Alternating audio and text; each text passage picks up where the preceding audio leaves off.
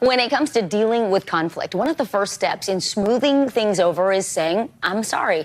But not all apologies are sincere, which can actually make things worse. Yeah, but when experts say that when apology is heartfelt and it's honest, it can actually rebuild trust and respect. So when in doubt, just take a page out of Maui's playbook. Look, what I did was wrong.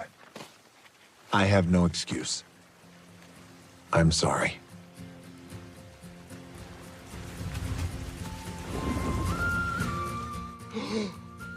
We all have something to learn there. Licensed marriage and family therapist Dr. George James joins us now on set. Dr. James, I love this topic because, I was just talking to my brother the other day saying, I think that sorry shows a person that you can trust the relationship again, right? That you have a way of rebuilding if something goes awry, which is human, right? Yeah. So what are the sort of hallmarks of a sincere apology?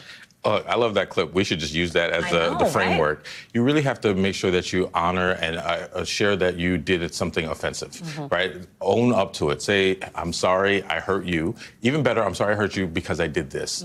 Even explain it sometimes, being able to let people know the background, but not give them an excuse.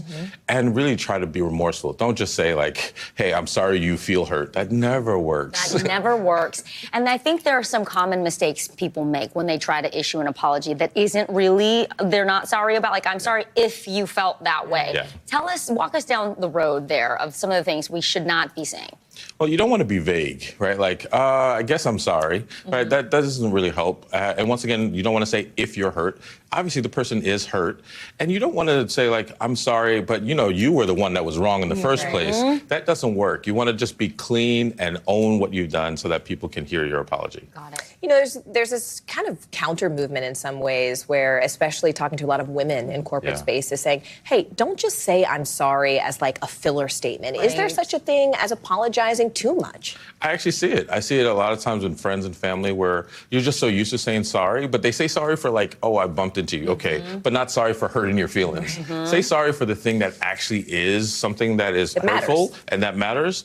And then like you said, don't use it as a filler word, right? Be able to say something else because now you look like someone who's always apologizing and that's not good for you and how you think about yourself. Yeah, don't let sorry become a throwaway phrase. What about this one, Dr. James? What if you apologize and it's not accepted? Right. I mean, the thing about apology is you're being vulnerable. You're putting yourself out there, and sometimes it might not be accepted. Sometimes that other person is not ready. They're not vulnerable themselves, or you maybe have gone too far. You have to decide if you're still willing to engage with that person, even if they don't accept it, or be okay with maybe what you did was so hurtful that they can't really accept your apology. That said, I feel like there's so much courage it takes to issue an apology. Speaking of which, is there a difference between a professional apology and a personal one? Look, I think that sometimes professionally we can mess up, and it's important to do a private and public apology. Private to the person, let them know. And if you did something wrong publicly, apologize publicly. Let other people know that you can take ownership. And that's a great leadership skill if you can actually do that. In your opinion, when it comes to this day and age, everybody is so used to communicating via text or email.